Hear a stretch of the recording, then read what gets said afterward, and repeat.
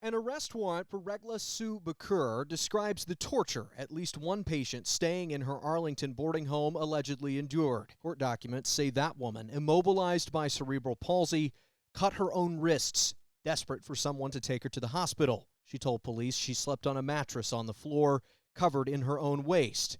The people who were supposed to be caring for her instead poured cups of water on her, an affidavit says. When she got upset she couldn't leave, the woman says she got a minty medication she wasn't prescribed. These are the perfect victims. Arlington police say the caretakers at each home were Becquer's relatives, and APD says it can't find medical licenses for any of them. Several people were sent to the hospital and evaluated and determined that they were malnourished. Neighbors tell WFAA they took one man who'd been wandering the streets with chest pain from the Arlington home to the hospital.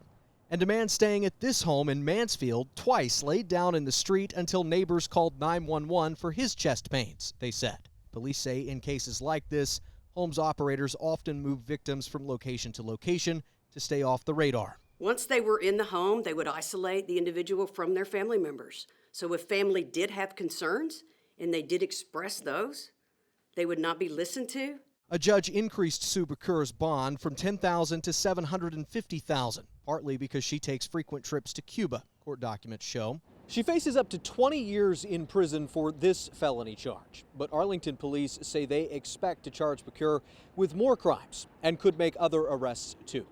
In Tarrant County, I'm Matt Houston.